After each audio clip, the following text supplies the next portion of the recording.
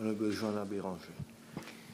Merci, Monsieur le Vice-président, de me permettre d'intervenir quelques minutes sur ce nouveau projet de loi qui concerne donc la cybercriminalité et la cybersécurité et qui est supposé aider à mieux combattre la cybercriminalité, comme nous a dit le ministre. Il y a certes des sections qui ont leur raison d'être, mais il y a des sections qui sont dangereuses.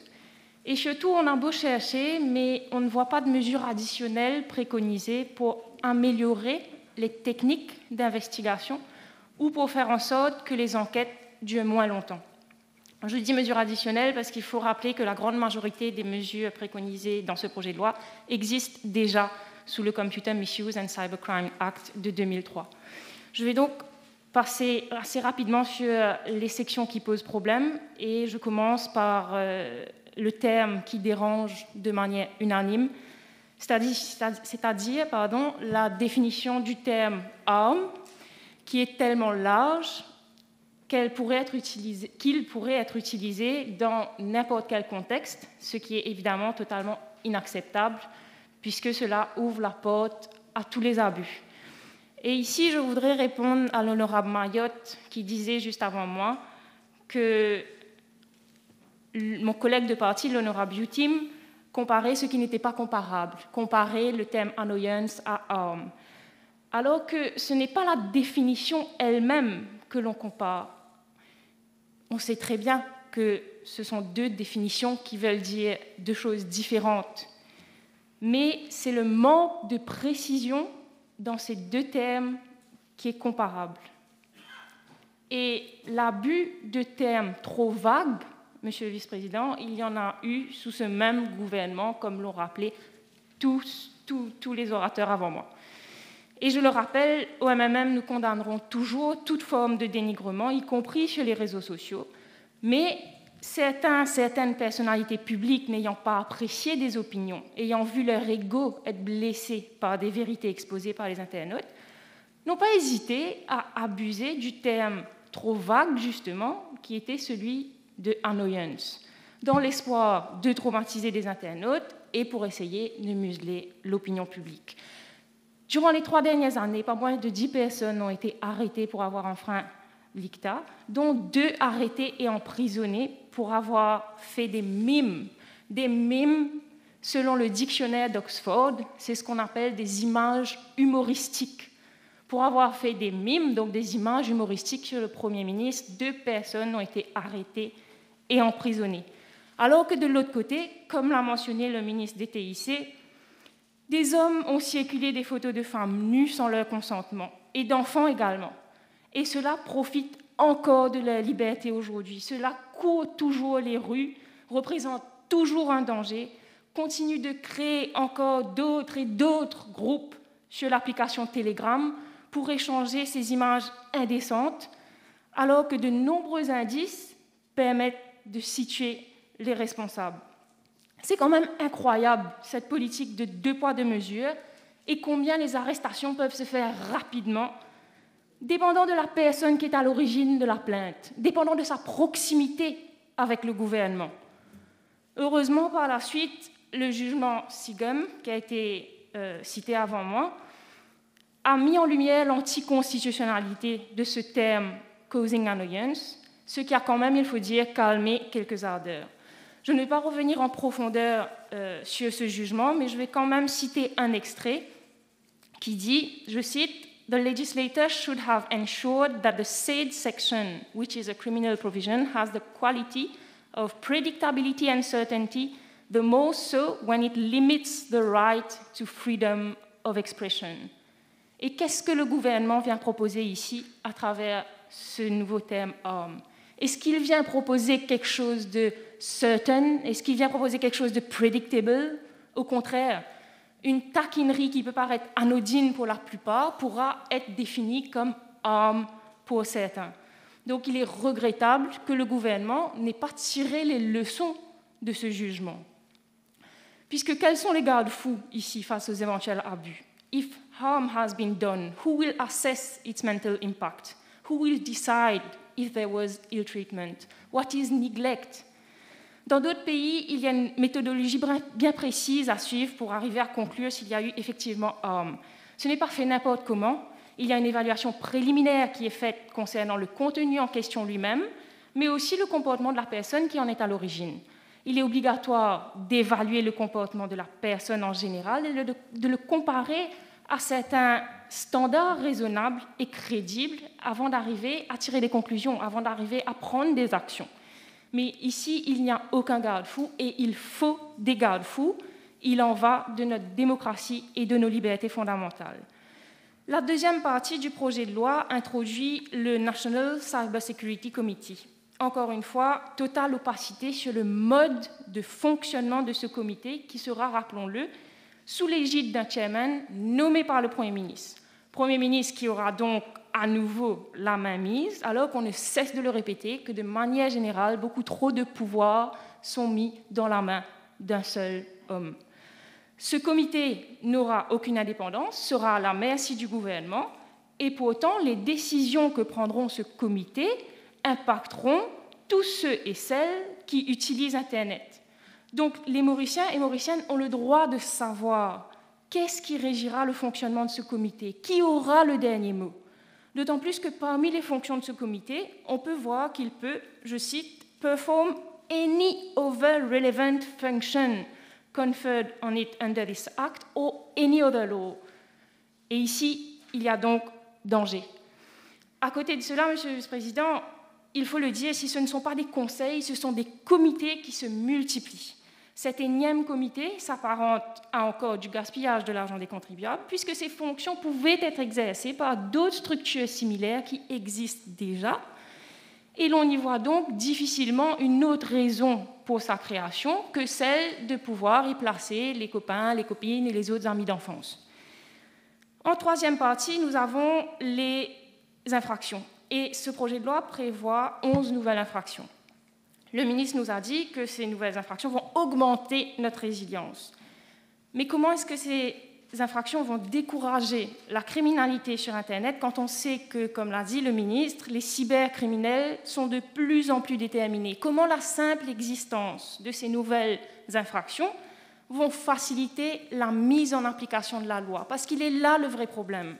Le gouvernement peut créer des milliers et des milliers de nouvelles définitions d'infractions s'il le souhaite, mais ça ne changera rien si les techniques d'investigation restent les mêmes et si les officiers restent sous-équipés.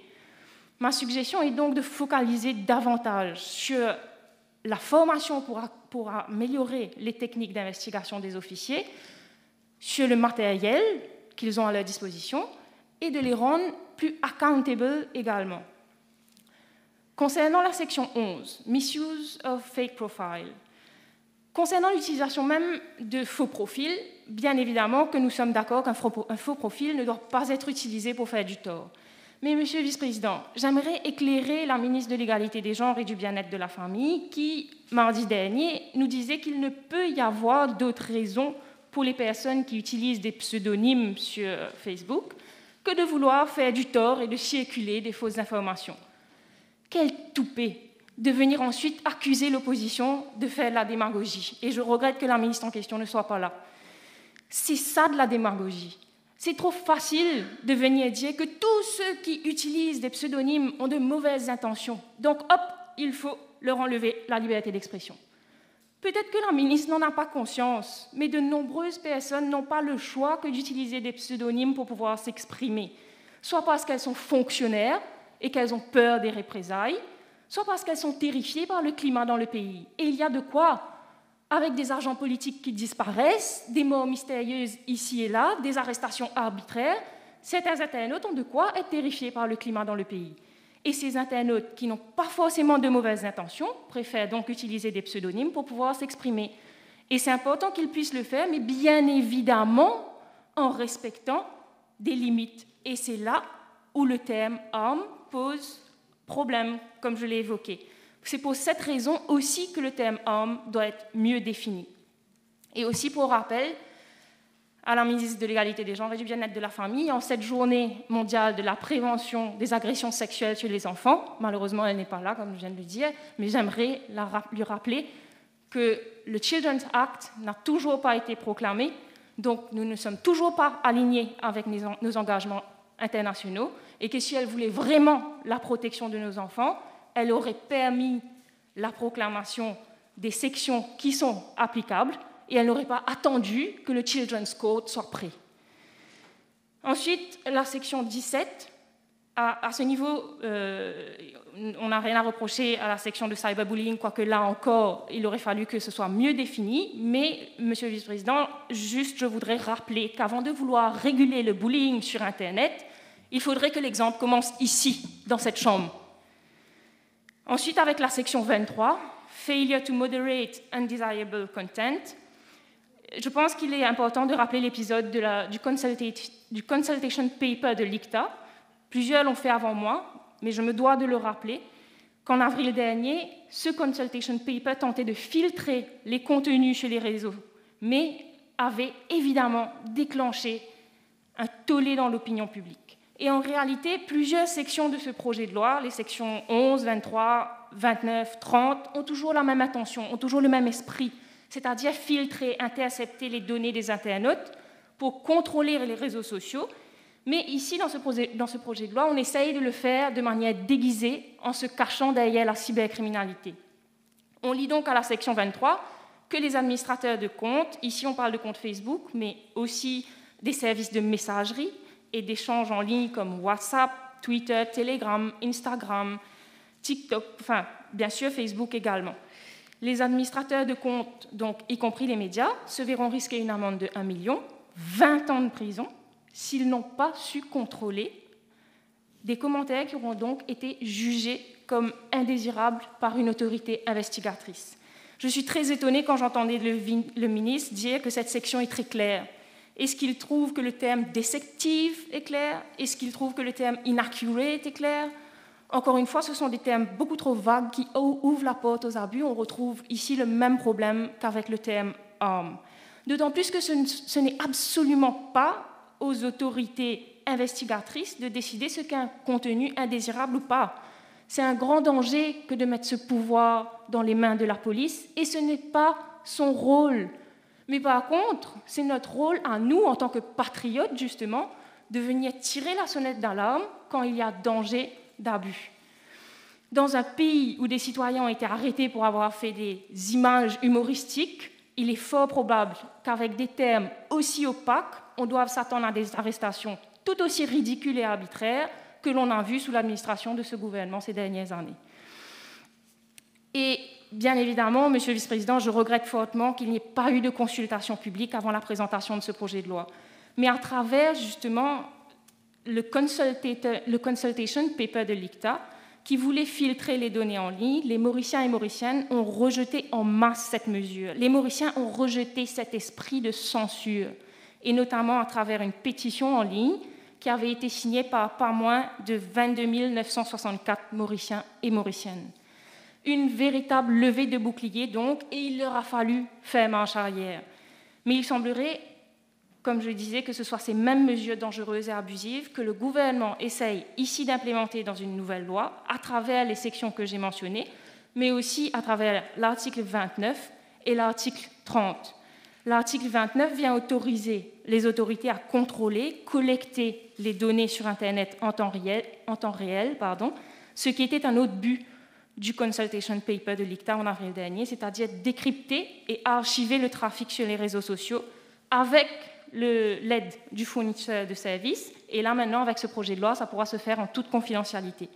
Le ministre des TIC est venu justifier cette section en venant dire qu'à l'époque des débats sur le Computer Misuse and Cybercrime Act de 2003, le MMM était d'accord. Mais le gouvernement n'est plus le même.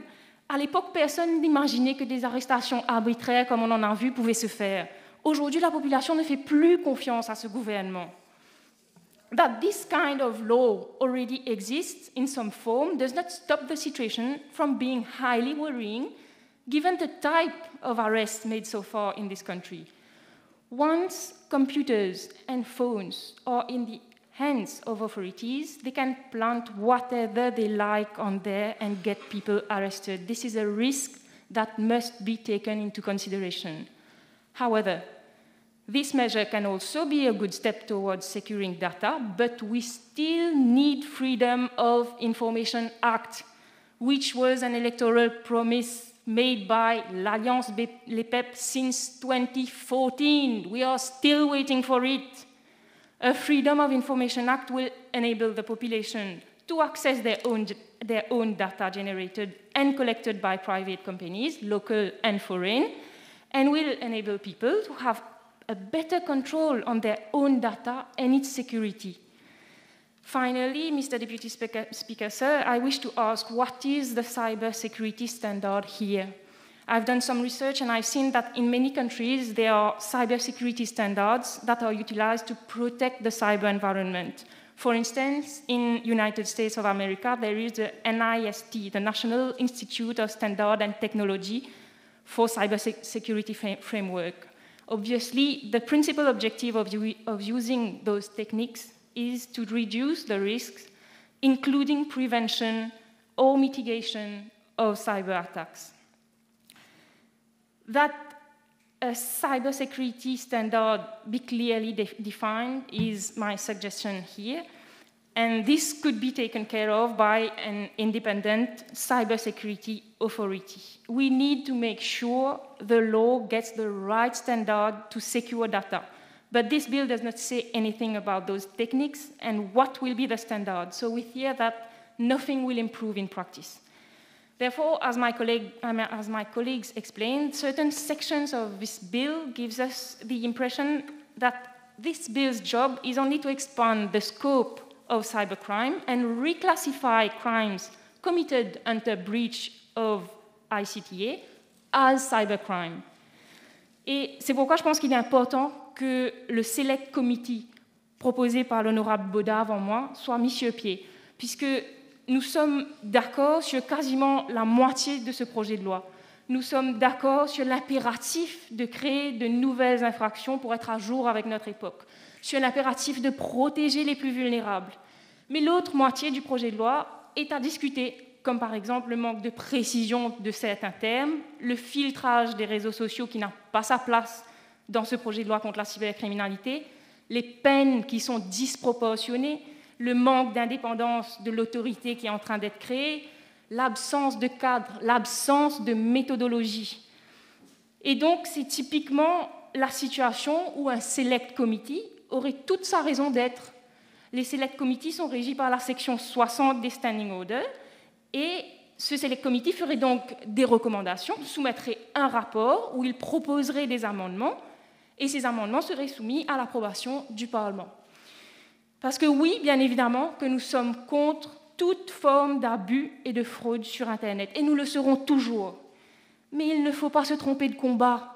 Le combat est contre la cybercriminalité, pas contre ceux qui expriment des opinions contraires à celles du gouvernement.